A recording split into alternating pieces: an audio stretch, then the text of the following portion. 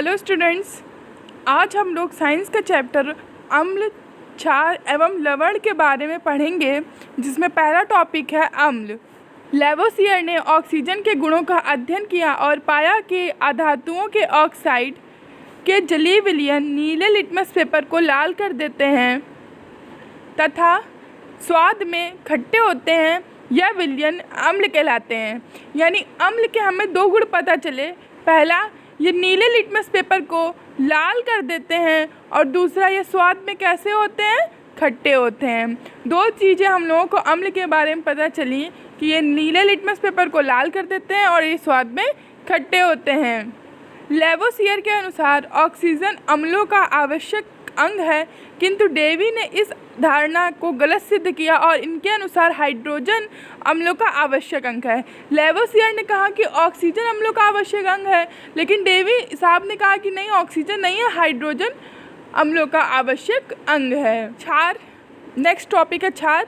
क्षार धातुओं के जलीय विलयन लाल लिटमस पेपर को नीला कर देते हैं, ये स्वाद में कड़वे होते हैं। ये लाल लिटमस पेपर को नीला कर देते हैं और स्वाद में कड़वे होते हैं। अभी हम लोगों ने अम्ल पढ़ा था, तो अम्ल स्वाद में खट्टे थे और नीले लिटमस पेपर को लाल कर रहे थे, और क्षार स्वाद में कड़वे हैं और लाल लिटमस पेपर को नीला कर रहे हैं। ये दोनों चीज़ें जो हैं ये बहुत इंपॉर्टेंट है, इसको अच्छे से याद कर लीजिएगा। अभी हम लोग बात कर रहे थे कि लाल लिटमस पेपर को नीला कर देता है, नीले लिटमस पेपर को लाल कर देता है। तो लिटमस पेपर है क्या? लिटमस विलयन बैगनी रंग का होता है। असल में इसका रंग कैसा होता है? बैगनी होता है, जो थैलोफाइटा समूह के लिचेन पौधे से निकाला जाता है। कौन से पौधे से निकाला जाता है? लिचेन पौधे से निकाला जाता है, और थैलोफाइटा इस पौधे का समूह है। इसका प्रयोग सूचक की तरह किया जाता है। कैसे सूचक की तरीके किया जाता है कि लाल हो गया लिटमस पेपर तो अम्ल है, बता ही रहा है हमको, और नीला लिटमस पेपर हो गया है तो क्षार है। तो सूचक की तरह इसका उपयोग किया जाता है। लिटमस ना तो अम्लीय होता है ना ही क्षारकीय, तब यह बैगनी रंग का होता है। यानी जब लिटमस पेपर में ना अम्ल होता है ना क्षार होता है तो वह बैगनी रंग का होता है। अगर उसमें अम्ल मिला देंगे तो कैसा हो जाएगा? लाल हो जाएगा, और क्षार मिला देंगे तो कैसा हो जाएगा? नीला हो जाएगा। इसके बाद अम्ल तथा क्षारों का आधुनिक विचार। इसमें पहला विचार है अर्नियम की संकल्पना। अर्नियम ने क्या कहा, इसके बारे में हम लोग पढ़ेंगे। अम्ल के बारे में इन्होंने बताया कि अम्ल वे पदार्थ हैं जो जल में घोलने पर हाइड्रोजन आयन देते हैं। यानी अम्ल वे पदार्थ हैं जिनकी हम जल के साथ अभिक्रिया कराएंगे तो वह हाइड्रोजन आयन देंगे। अब किस तरीके देंगे? HCl हमारा क्या है? अम्ल है। अब जब हमने इसकी अभिक्रिया कराई तो ये H+ और Cl- में टूट गया। HCl की अभिक्रिया कराने पर H+ और Cl- मिल रहा है। कि देखिए H+ जो मिल रहा है ये हमारा हाइड्रोजन आयन है, यानी अम्ल जल में घोलने पर हाइड्रोजन आयन देते हैं। इसी तरीके से H2SO4 की जब हम लोगों ने क्रिया कराई तो 2H+ H2SO4- हमें प्राप्त होता है। यहाँ पर भी देखिए हमें हाइड्रोजन आयन प्राप्त हो रहा है। क्षार, ऐसे पदार्थ जो जल में घोलने पर यहाँ हाइड्रोजन आयन नहीं होगा, हाइड्रोक्साइड आयन होगा, यानी कि OH- देते हैं, क्षार कहलाते हैं। जैसे NOH की अब क्रिया कराएंगे तो Na+ और OH- में टूटेगा। CaOH का होल ट्वाइस की अब क्या कराएंगे तो Ca2+ और +2 OH- में टूटेगा। हमें ये देखिए हाइड्रोक्साइड मिल रहा है, यानी ये हमारा क्षार है। इसके बाद हम लोग पढ़ेंगे अम्ल के लक्षण। पहला तो शुरू में ही पढ़ा था कि अम्ल स्वाद में खट्टे होते हैं, नीले लिटमस पेपर को लाल कर देते हैं, ये भी हमें पता है। अम्लीय विलयन विद्युत का चालन करते हैं, यानी कि अम्लीय विलयन में करंट एक स्थान से दूसरे स्थान तक जा सकता है। अम्ल का pH मान 7 से कम होता है। pH स्केल के बारे में भी हम लोग जानेंगे। तो अम्ल का जो pH मान होता है वो 7 से कम होता है। इसके बाद मेथिल ऑरेंज सूचक अम्लीय विलयन में लाल रंग तथा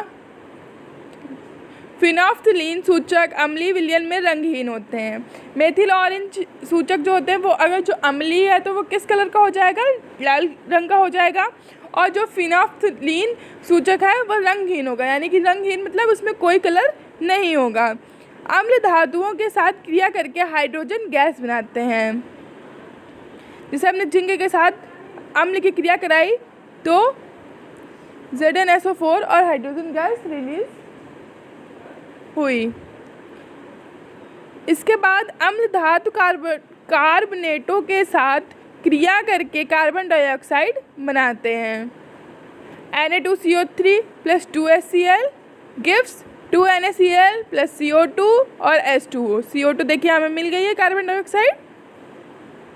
इसके बाद जब हाइड्रोक्लोरिक अम्ल सोडियम हाइड्रोक्साइड विलयन के साथ क्रिया करता है तो उदासीनीकरण अभिक्रिया होती है तथा सोडियम क्लोराइड तथा जल बनते हैं। क्या मतलब इसका कि NaCl और H2O बनते हैं। कब बनते हैं?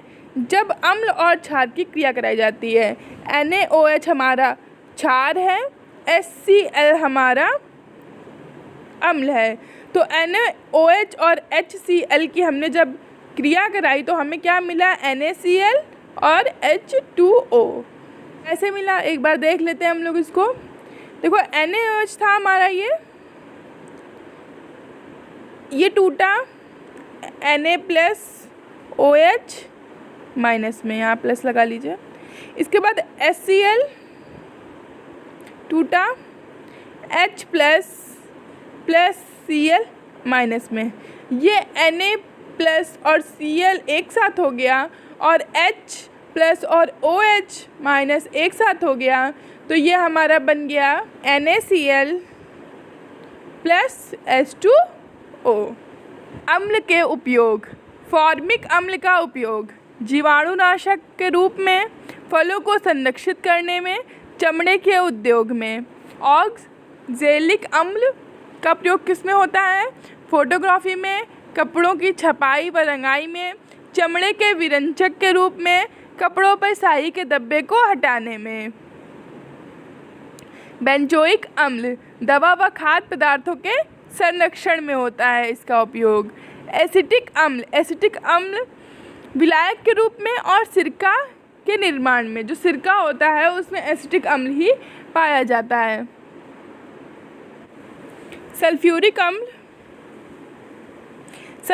अम्ल पेट्रोलियम शोधन में, कई प्रकार के विस्फोटक बनाने में।